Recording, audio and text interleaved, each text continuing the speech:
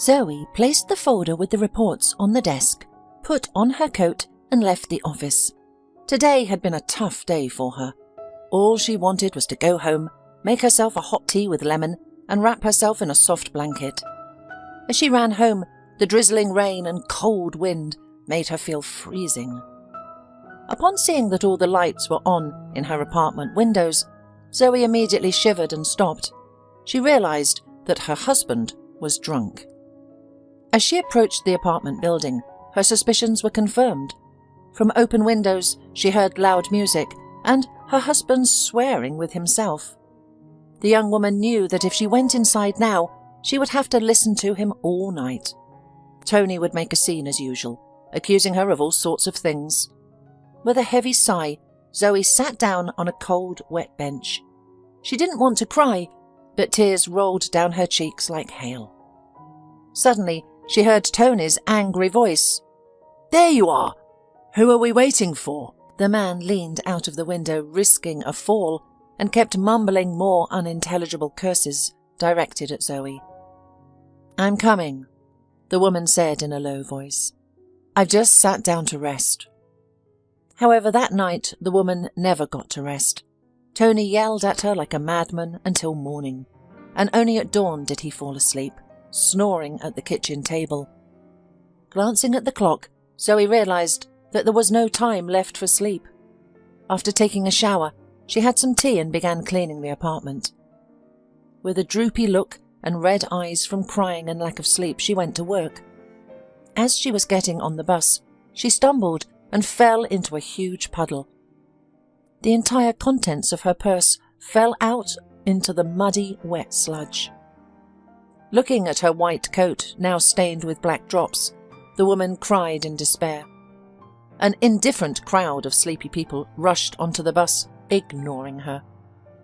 Well, don't cry," a man's voice nearby said. "Let me help?"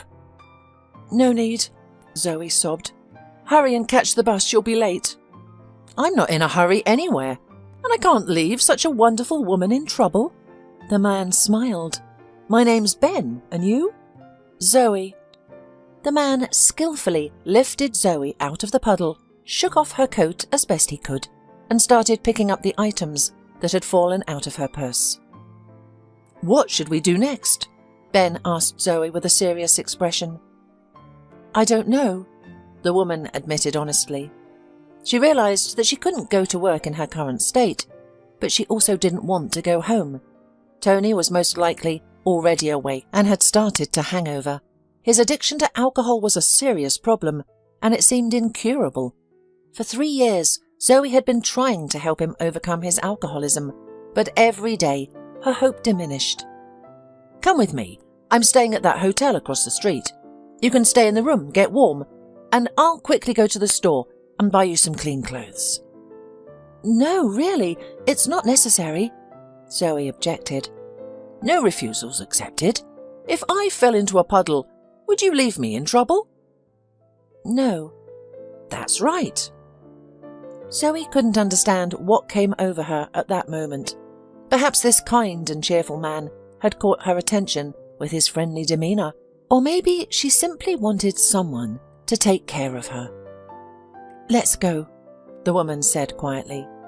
While Ben went shopping, Zoe took a shower, warmed up and sat down in a comfortable armchair in front of the TV after having a cup of coffee. She didn't fully comprehend what she was doing, since she had work waiting for her, including an urgent report that her strict boss demanded. But she felt cozy in this quiet place, free from the daily hustle and bustle.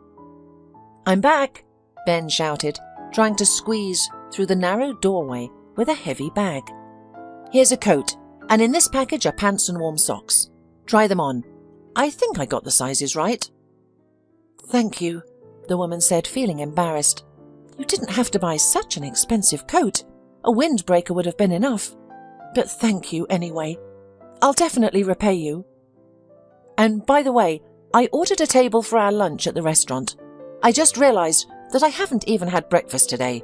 Will you keep me company? I can't eat it all by myself." "Okay," Zoe smiled. In the end, the woman spent the entire day with Ben, He shared stories of his interesting and adventurous life, filled with vibrant emotions and travels to different countries. Ben had a wealth of experiences to talk about. On the other hand, she could only discuss her own dull life, but she chose not to, not wanting to spoil the magic of the day. As evening approached, Zoe realized it was time for her to leave, but she couldn't bring herself to go. "I have to go," the woman said sadly with a smile. "Zoe, I wanted to tell you." The man took Zoe's hand. When she felt his warmth, she forgot everything. The next morning, Zoe and Ben woke up early. The man opened the curtains, letting the sunshine in. "I'm leaving tonight," he said sadly, turning to Zoe lying in his bed. The woman wrinkled her nose at the bright sunlight and let out a sweet yawn. At that moment, she didn't want to think about him leaving tonight, or the fact that this fairy tale would end forever. She was happy in the present moment, and wished time would stand still, leaving just the two of them in the world. "Zoe, I don't know much about your life. You don't tell me, and I don't want to pry. Tell me, are you capable of making impulsive decisions that could change your destiny?" "I don't know." "Will you come with me? You'll never regret it. I don't know what happened to me, but I do know one thing. I don't want to be apart from you, even for a second. I guess that's what love at first sight feels like. Now, I have to attend to some business for a few hours. Will you stay? We can leave together in the evening." "But I need to gather my documents and belongings at least," the woman said, feeling confused. "Okay, tell me the address and I'll pick you up." "No need. I'll come myself," Zoe said softly. "Okay, I'll be waiting." Ben hugged the woman tightly, not wanting to let her go for a second.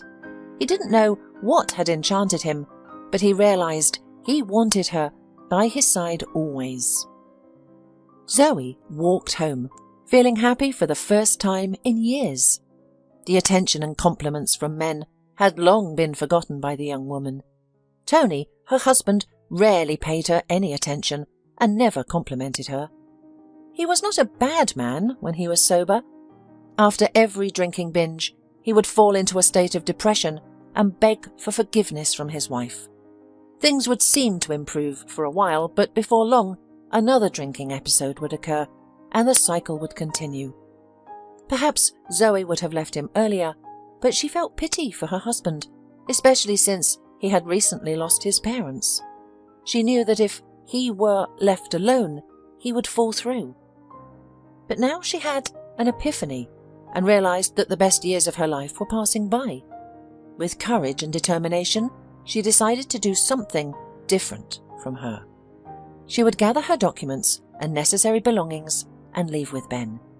And whatever happens, perhaps somewhere out there she could find happiness. "Where have you been?" Tony asked in a despondent voice. Sitting on the edge of the bed with his head in his hands. Zoe guessed that most likely he had run out of money because he was completely sober. Ignoring her husband's question, Zoe quickly started packing her things into a travel bag. "Do you have any money?" Tony asked hopefully. "No, I paid the rent 2 days ago," the woman replied mechanically. "Where are you going?" Her husband jumped up alarmed. "I'm going on a business trip," Zoe lied, avoiding eye contact. She couldn't admit that she was leaving him and running away to an unknown destination with a strange man. Tony let out a heavy sigh and laid down on the couch. He tried to sleep, but his pounding headache prevented him from finding any rest. The words of his wife did not immediately reach him, and only after a few minutes did he realize that Zoe had never gone on a business trip. Her position had nothing to do with them. "Zoe, where are you going?" Tony rushed out into the hallway. "I've already told you," she replied. "Don't lie. Are you leaving me?" he asked fearfully. "Please don't go away." "Tony, I'm fed up. I can't live like this anymore. I'm sorry, but we're not happy together. Maybe after I leave, you'll find a woman who can help you become a better man and husband." Zoe lowered her head and sat down on the ottoman. She had hoped to avoid this unpleasant conversation, but she still had to explain herself. Perhaps it was for the best. She would set the record straight. Tears welled up in Tony's eyes as he looked at the woman he loved. He couldn't believe this was happening in reality, not in a dream. He couldn't let Zoe leave because he knew he would be lost without her. "My darling, my love, please don't do anything foolish. I know I've hurt you. I swear I'll never touch alcohol again in my life. We have our whole lives ahead of us. We can be happy. I'm sorry. I couldn't accept the death of my parents, and after that incident, I lost control. It won't happen again. Please don't leave me. I'll die without you." Tony knelt down, hugged his wife's knees, and began kissing her feet. Zoe silently swallowed her tears. She realized that her worst fear had come true. She couldn't leave him in this situation because it would be like passing a death sentence on him. "Get up," she quietly said after a minute. "I'm not leaving." She sat in the kitchen by the window, silently weeping. The thought of Ben waiting for her while she was in her despised apartment made her feel sick. But she couldn't do anything else. She couldn't abandon the man who needed her help and support so desperately. "You rest," Tony whispered. "I'll clean the apartment and then cook us dinner. Tomorrow I'll go to work. I'll work day and night. You won't need anything. I promise you won't regret believing in me. Do you believe?" "I do," Zoe whispered bitterly. Meanwhile, Ben had been standing near the window for 2 hours, looking out for Zoe. His train had left half an hour ago, but he couldn't leave without her. He still had a faint hope that she would come after all. He waited until morning. As soon as dawn broke, he realized that Zoe would never appear in his life again. He let out a heavy sigh, took his suitcase, and headed to the train station. After meeting this extraordinary woman, he was left with a bitter aftertaste. Only now did he truly understand what it meant to be abandoned. He was usually the one who dumped women, not the other way around. Zoe had been trying to forget Ben for a month.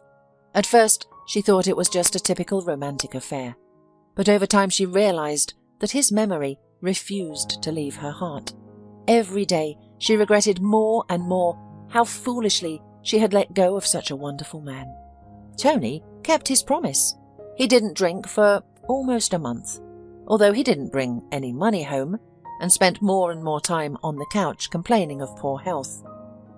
Once she came home from work, Zoe saw that all the windows in the apartment were brightly lit again. It could only mean one thing. Tony had started drinking again. Zoe realized that she didn't want to step foot inside her own home. Instead, she decided to go to her friend's place. Quietly entering the apartment for her things, she saw Tony sitting in the kitchen, hugging a bottle and cursing to himself. Stealthily, she slipped into the bedroom, grabbed what she needed at this time, and rushed out of the apartment. "Hi," Tricia said, understanding everything without words. "Tricia, I won't go back to him anymore. I can't stand it anymore. Let me stay at your place for a while," Zoe said sadly. "I'm glad you finally came to your senses," Tricia winked. "Take off your jacket and come into the kitchen. I'll feed you and tell you about my grand plans." Zoe and Tricia had been friends for a long time, ever since Zoe was in the orphanage. Zoe couldn't stand up for herself and would often cry in a corner due to constant bullying from the other children. And Tricia, being a couple of years older, immediately took the young girl under her wing. She had always been brave, determined and full of enthusiasm, and even after many years, she hadn't changed a bit. "Well, here's the deal. I decided to start my own business. I have big plans, but I can't do it without your help. You're an excellent accountant, so I'm really counting on you to help me with my finances." "What kind of business are you talking about?" Zoe asked with a smile. "Don't laugh. I believe we can make it work.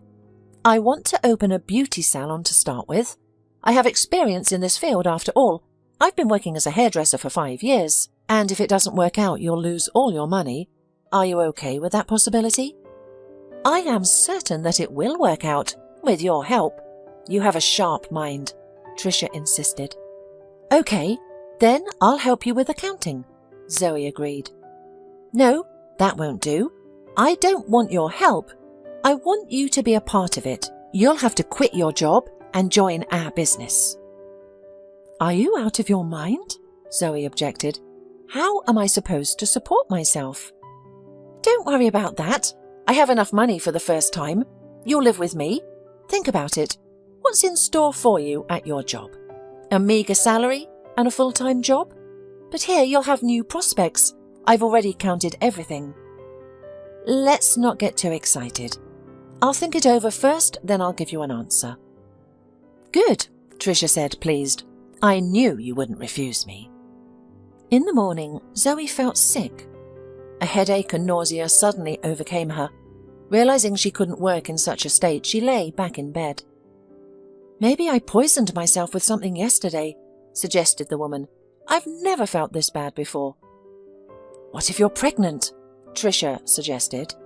No, Tony and I haven't been close for a long time, the woman said, then stammered, remembering Ben. What? Why the strange gaze? Tricia was losing patience with curiosity. Are you pregnant, after all? I don't know, Zoe admitted. It's quite possible. I should go to a doctor. Zoe never had any secrets from her best friend, so she told her about Ben, how she fell in love with him at first sight, and how she wanted to leave with him, but couldn't find the courage to leave Tony. What a fool you are.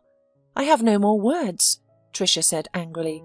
You had a chance, most likely the only one in your life. Do you know how to find him? No, Zoe said sadly. I don't even know what city he lives in. We spent the whole day chatting with him.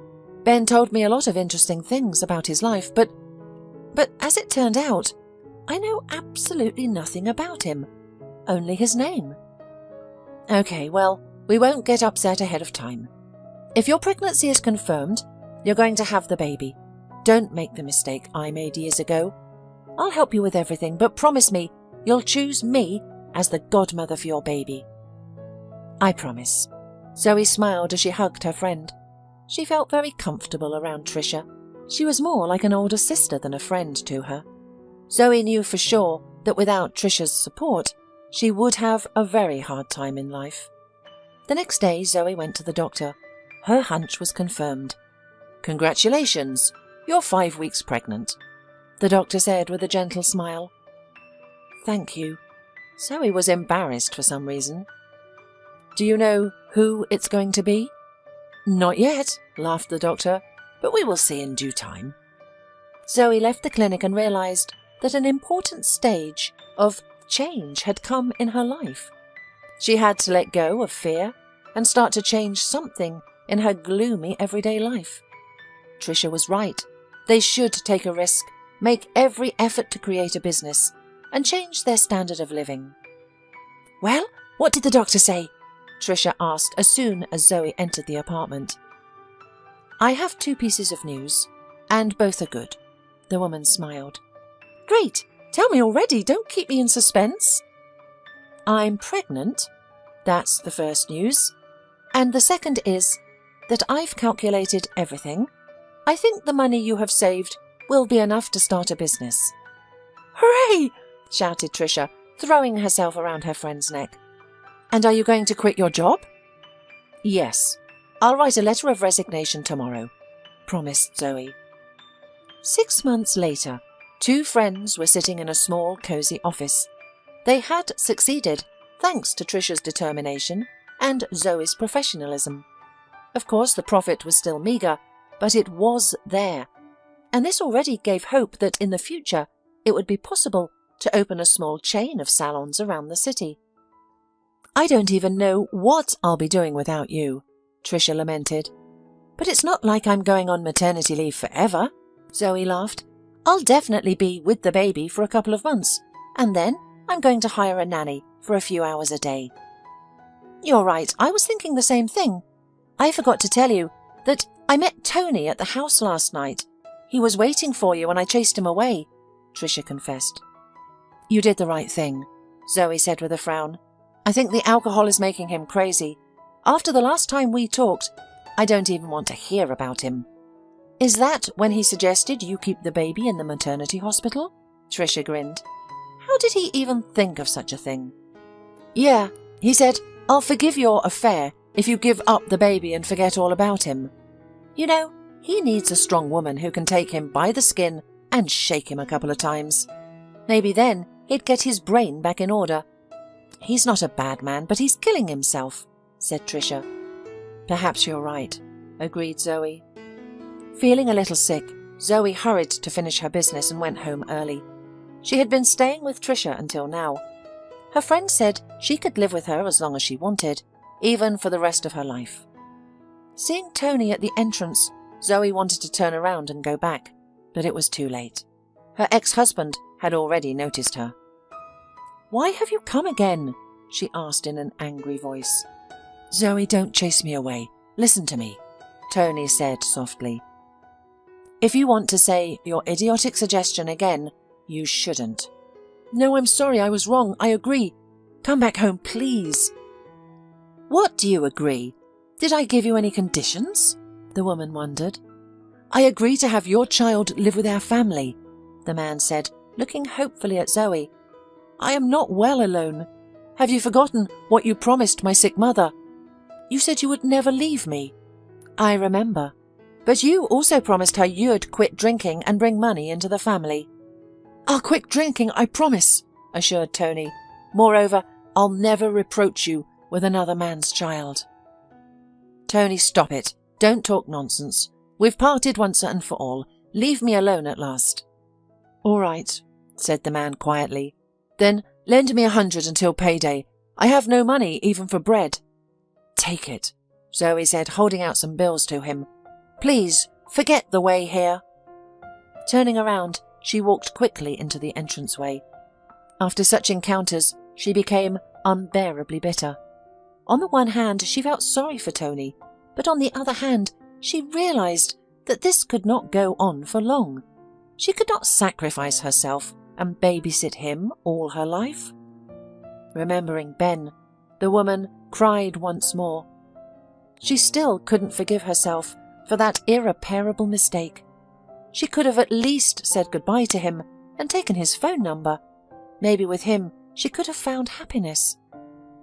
3 months later, she sadly stared out of the window, watching the wind pick up large snowflakes, preventing them from reaching the ground. When she saw a man carrying luxurious roses approaching the maternity hospital, she frowned, trying to hold back her tears. No one was coming to her. Happy fathers were bringing bouquets to their wives and writing romantic notes. And one of them had even organized a small celebration under the windows yesterday. He was overjoyed about the birth of his daughter, but no one was happy for her little girl, except for Zoe and Tricia. 2 days ago, Zoe gave birth to a baby girl. It was already evident that Leslie was a spitting image of her father. Holly, your husband is here, Zoe smiled, and he's with the bouquet again. I'll give him a hard time, Holly, a neighbour in the ward, exclaimed. He's already spent so much money on flowers. It's his way of expressing his joy, Zoe explained. You're right. Emile has wanted a daughter for years. We have 3 sons.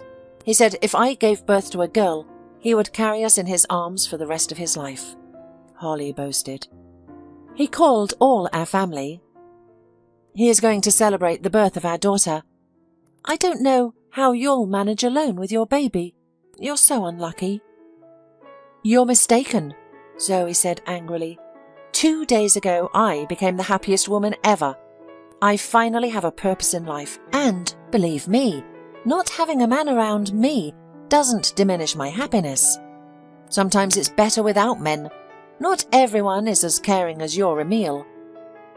I'm sorry, I didn't mean to offend you. Holly hurried to apologize. But Zoe didn't take offense. She had long ago accepted her role as a single mother. It was her choice, and she didn't regret it at all. However, frankly speaking, I don't understand why you divorced your husband while being pregnant," Holly added, perplexed. "Holly, let's change the subject. I'm doing very well in my life. I just didn't want to live with my husband. That's it." "But is the child even from your ex-husband?" Holly insisted. "Yes," answered Zoe confidently, who was already tired of the general discussion of her life. So she put on her robe and went for a walk around the ward. The woman wanted to be discharged as soon as possible, to avoid hearing around the clock about how wonderful Holly's husband was and how unfortunate Zoe was. And finally that day came. Zoe was upset when she found out that she and Holly were being discharged on the same day. Emil, Holly's husband, was planning a grand show with a lot of relatives. The thought of leaving the hospital with only Tricia and the baby made Zoe feel sad, but there was nothing she could do. "Zoe, at last!" shouted a happy Tricia, rushing to her friend. "Where's our little Leslie?" "Now the nurse will bring her out and hand her to you. Tradition, so to speak," smiled Zoe. "Listen, who else is being discharged today? Some important person, I suppose. There's a crowd at the entrance with balloons and flowers as well as a photographer. The only thing missing is an orchestra," marvelled Tricia. "It's my roommate, being met by her relatives," explained Zoe. "She's not a big shot. She's just her husband's favourite wife." "Some people are lucky," said Tricia with a slight envy. When Tricia saw the nurse coming out with the baby, she rushed to her and gently took Leslie in her arms. "Here is our happiness," whispered Tricia, cradling the baby in her arms. Tricia went quickly to the exit. Zoe, with a heavy bag, could barely keep up with her. "Let me help you," smiled a guy standing at the entrance with a bouquet and balloons. He was probably one of Holly's relatives. "No need, there's our car." Zoe waved him away and then looked up at the man. Suddenly she froze, unable to move. Ben was standing in front of her. "You?" she asked quietly. Ben was confused by the unexpected meeting, but quickly pulled himself together. "Do you need help? If not, I'll go. My sister will be out soon." "No, I don't need help." Zoe lowered her head and slowly walked down the steps. She was so confused that she was at a loss for words and couldn't soberly assess the situation. She wanted to throw herself into his arms, to tell him that he had recently become a father, but Ben's gaze was distant and cold. He looked at her with contempt. "Sorry, I forgot to congratulate you," Ben shouted after her. She said nothing.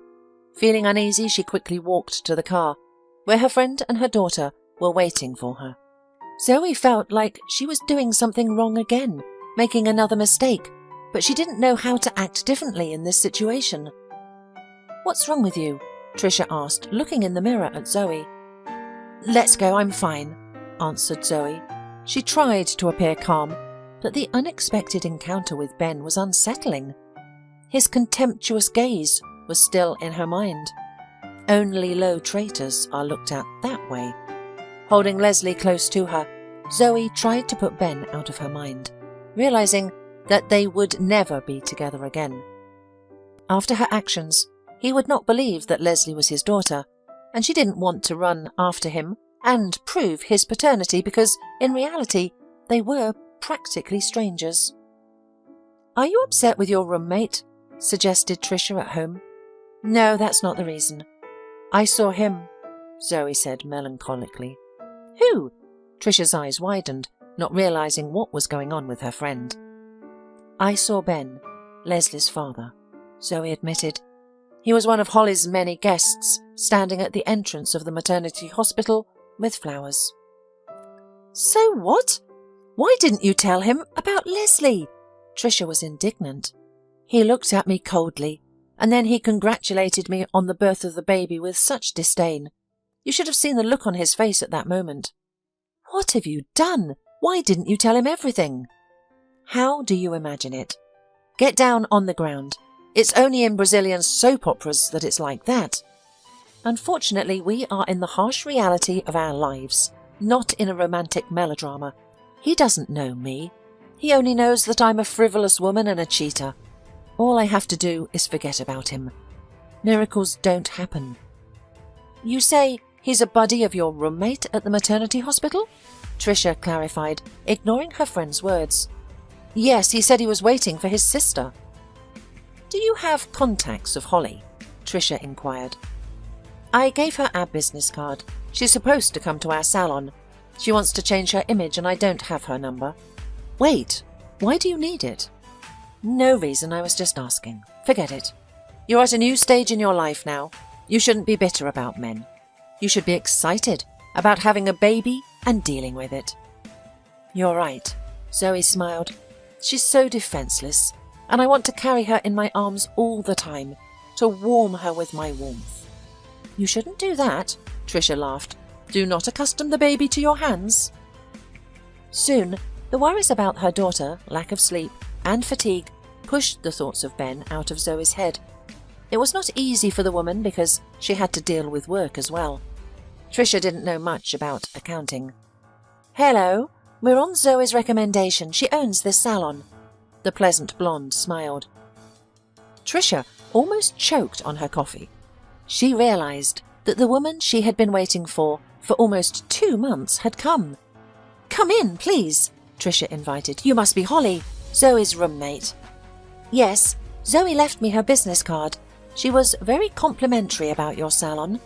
I thought I'd drag my husband here too. Emil just needs a haircut, and I need the whole range of services. Great, says Tricia. Let me take you to another room. The girls will take care of you, and I'll give your husband a haircut. Thank you, said the woman, with an arrogant look at Tricia. Tricia realized that she was unlikely to have a conversation with this lady. There was only one hope, that Holly's husband did not suffer from delusions of grandeur, unlike his wife. Maybe a cup of coffee or tea? Your wife won't be free soon, Tricia asked Emil. I wouldn't say no to coffee, the man smiled. It's been raining since morning and I'm very reactive to this kind of weather. I wanted to lie at home in peace. It's my day off, but my wife had a firm intention to go to the beauty parlour. Tricia placed a cup of flavoured drinks and candy on the coffee table. She was very nervous about starting this conversation, but realised it needed to be done now or never. Emil, my best friend was in the maternity ward with your wife. They were discharged on the same day. I saw how excitedly you welcomed your daughter and spouse. The woman smiled. That's right. I was so happy about the birth of my daughter that I was willing to move mountains, Emil confessed. The thing is, there was a man among your guests. Ben, if I'm not mistaken. He's a relative of your wife's? Yes, he is. Ben is Holly's sister. He's rarely home, but I managed to reach him on the phone. He works as a captain on a cruise ship. Why do you ask? Emil regained his composure. The fact is that my friend and your relative are old friends. They saw each other that day outside the maternity hospital. Ben gave her his phone number, but she, being forgetful, lost it. My friend was very upset about it, Tricia lied, hoping her plan would work. Well, no problem, Emil said, taking out his cell phone. Write down his number and give it to your friend. Thank you so much. She will be thrilled, the woman exclaimed, almost jumping up and down. Tricia knew that she hadn't acted good. The woman had one principle in life. She never lied to anyone. But for the sake of the best friend's happiness, it was acceptable to deviate from her rules. After all, who else but her would help Zoe? Dialing Ben's phone number, Tricia clenched her fists, silently praying for her plan to work. She knew that the man probably wouldn't even listen to her and would simply hang up. Hello, I need to speak with Ben, Tricia said uncertainly when the man picked up the phone. It's me. What can I do for you? I'm Zoe's friend. Do you remember her? Recently you saw her at the entrance to the maternity ward. And? The man interrupted her irritably. I'm probably going to seem crazy to you right now, but I think you have the right to know the truth. The fact is, you're the father of Zoe's daughter. Are you out of your mind? Ben asked in bewilderment. I've only seen your friend once, not counting that meeting at the maternity hospital. What are you even counting on? Do you want to make money off me? It's not going to work. I'm not as simple-minded as you and your darling friend think I am." "Well, I've put you on notice.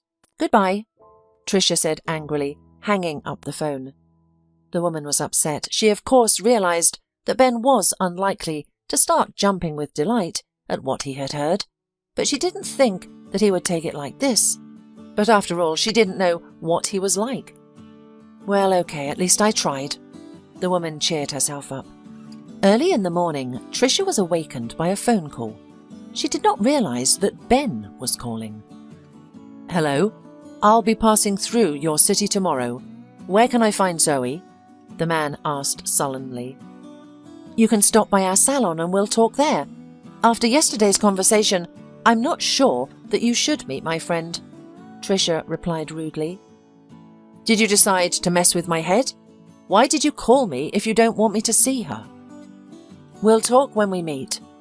Tricia dictated the address and hurriedly hung up when she saw Zoe at the door. "Who's calling you so early?" wondered the sleepy woman. "It's not even 6 in the morning." "A client, she needs her hair done urgently," Tricia lied.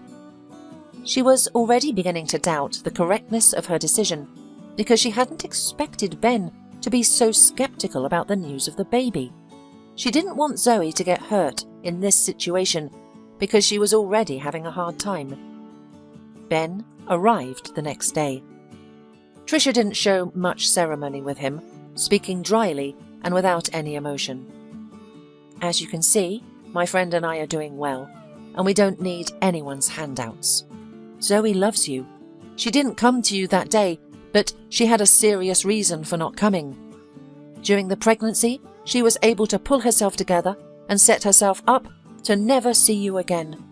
But that recent encounter brought back memories of you. I can see her sneaking tears sometimes. I realize you have doubts about your daughter. I can assure you 100% that Leslie is your daughter. I can see now that you and she are very much alike. I apologize if I offended you yesterday. I don't hear such news every day. At first I wanted to ignore your words, but they kept me awake at night and focused during the day. So I decided to find out the truth. Can I see Zoe? Perhaps we need to explain ourselves," Ben said calmly. "Yes, that's why I tracked you down." Zoe put Leslie down and went to the window. She had been dreaming about Ben again tonight. She didn't know how long it would last or when she could get him out of her heart and head. A quiet knock on the door brought her out of her sad thoughts. Covering the door to the room where the baby slept, she hurried to open the front door. When she saw Ben on the threshold, she turned pale and rubbed her eyes. For a moment she thought she was going crazy with love. "Hi," the man smiled. "Shh, the baby just fell asleep." "May I come in?" he asked in a whisper.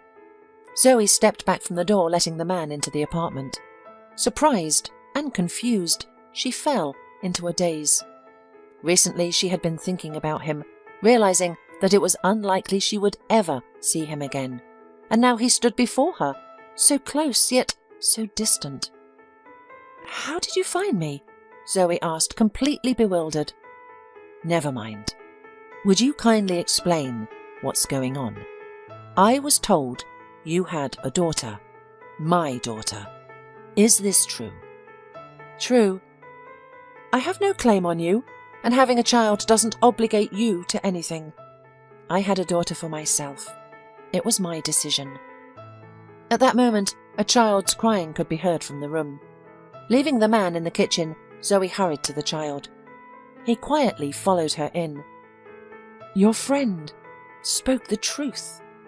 Ben smiled, examining his daughter carefully. The girl unconsciously smiled at the man, as if happy to see her daddy. "She's smiling at me," Ben marveled. "Does she really understand or feel something at that age?" "Of course she does," laughed the woman.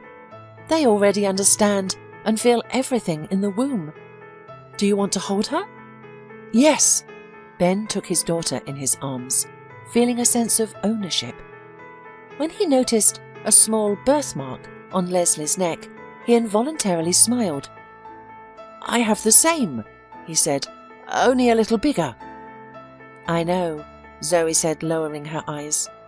"I've tried to forget that meeting we had as best I could, but Leslie reminds me of you 24 hours a day." "Zoe, tell me, why did you change your mind about coming with me? After all, I waited for you until morning, hoping you would come." Zoe realized it was time for her to explain herself to Ben. She loved this man and didn't want to hide anything from him. She wanted to tell him the truth. She recounted everything as it had happened. She told him about her ex-spouse, his alcohol addiction, and how she couldn't bring herself to leave him that night. "At that moment, I didn't even think about the fact that I didn't have your phone number, and when I tried to find you, I realized I knew nothing about you except your name.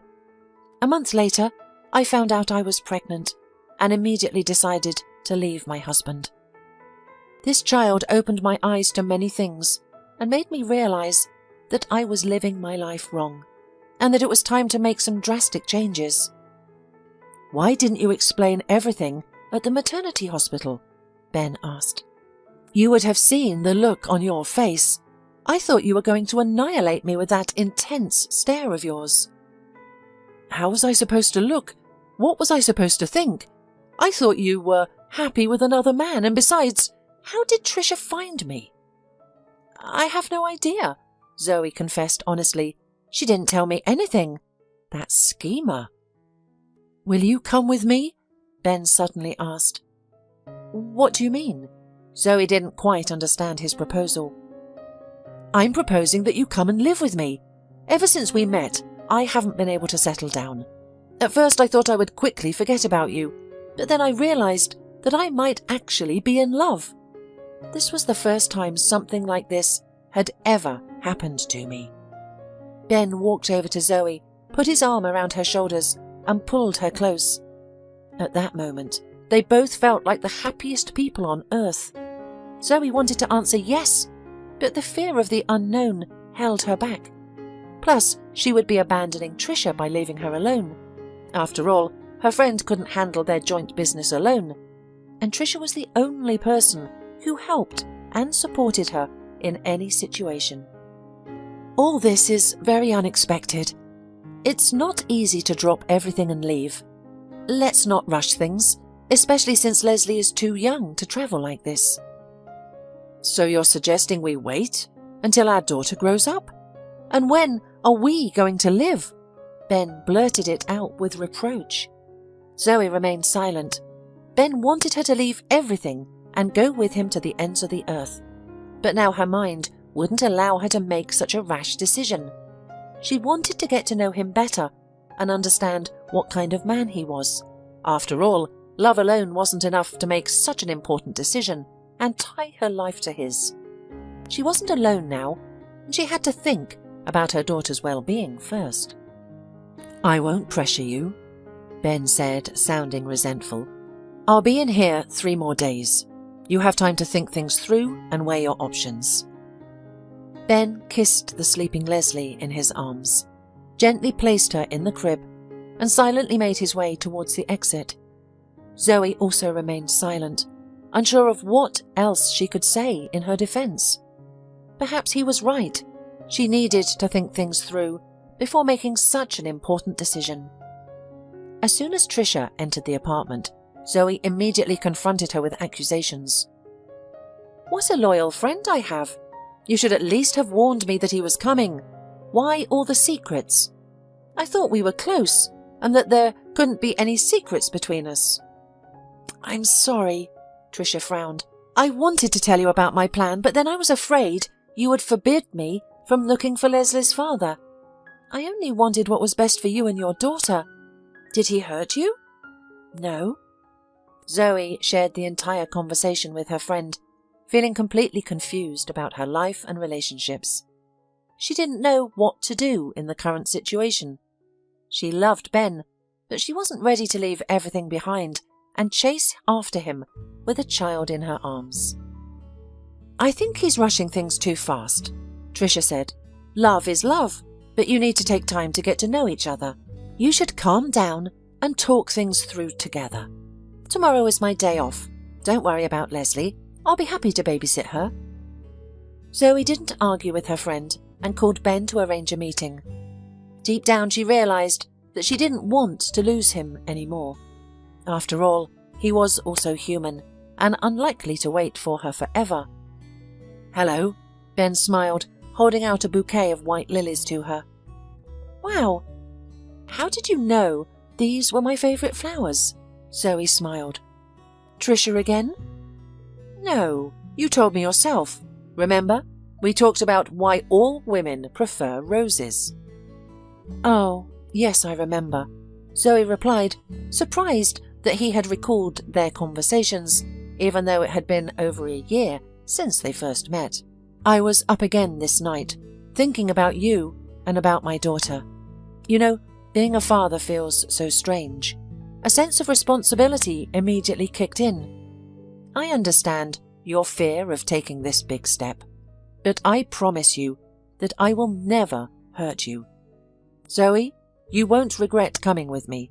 Please understand that I have a responsible position, and it is not so easy for me to leave everything and go to you. I have a stable life, a spacious apartment, a summer house, and there is no mistress of all this." Ben took Zoe's hand and carefully placed a ring on her finger, which he had been holding all this time. "Thank you," whispered Zoe. "I will go with you." In the evening, Ben had an unpleasant conversation with his sister Holly. He wanted to share his joy and happiness with her, telling her that her daughter and niece were born on the same day and were in the same ward. "Are you talking about Zoe now?" Holly guessed. "Wow, would you have thought? Wait, what makes you think the baby is yours?" "Ben, you're not stupid. Are you out of your mind? This woman has a husband, and he's the one she claims gave birth to her daughter." "That's enough," Ben interrupted his sister. "You can gossip among yourselves. I know that Leslie is my daughter." "You're out of your mind. She bragged to everyone in the maternity hospital that her husband is the father," Holly shouted. "I will never accept her into our family. She's so deceitful." "And you don't have to accept her," Ben retorted. "It's enough that I have accepted her into my heart and into my life." "You need to establish paternity first," Holly insisted. "No, let your husband establish paternity. I am sure about my woman." Ben shouted and put on his jacket. He left his sister's apartment, slamming the door loudly. A year had passed, and Zoe had long ago settled into her new place. Ben was right.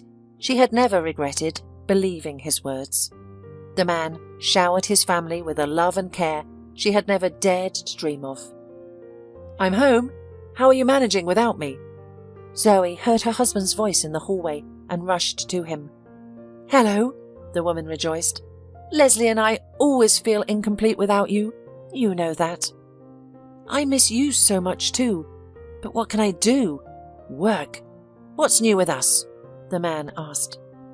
"Trisha called, and just imagine, she invited us to her wedding, and she's very happy and 3 months pregnant. It's all so strange," Zoe said, feeling at a loss. "Darling, well, what's so strange about a young woman expecting a child and getting married?" laughed her spouse. "No, I refuse to understand women's logic." "The fact is that she was diagnosed with infertility a long time ago. How is that possible? Trisha had no hope of becoming a mother. Everything happened the way God wanted it to happen. I'm more inclined to trust him than doctors. So when's the wedding? I need to know beforehand." "The day after tomorrow," Zoe said. "Yes, your friend is really a master of surprises," the man laughed.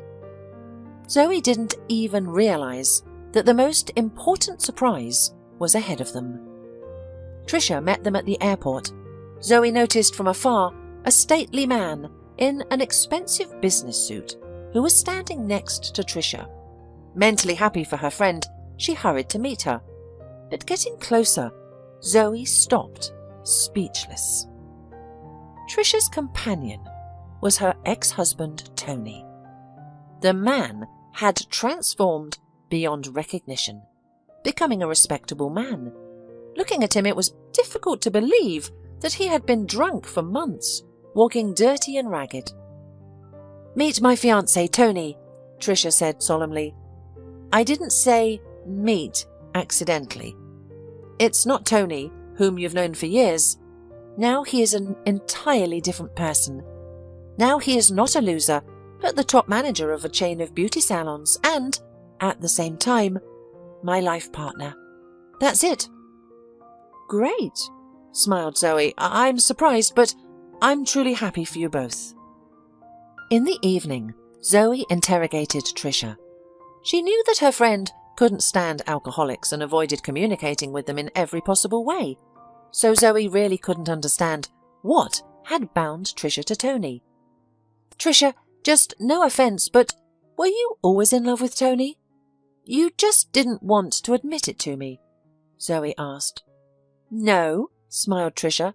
6 months ago, I found him in my driveway. The frost was fierce then, and he was lying on the bench. I could barely rouse him, and when he woke up he kept mumbling, repeating your name. I felt sorry for him.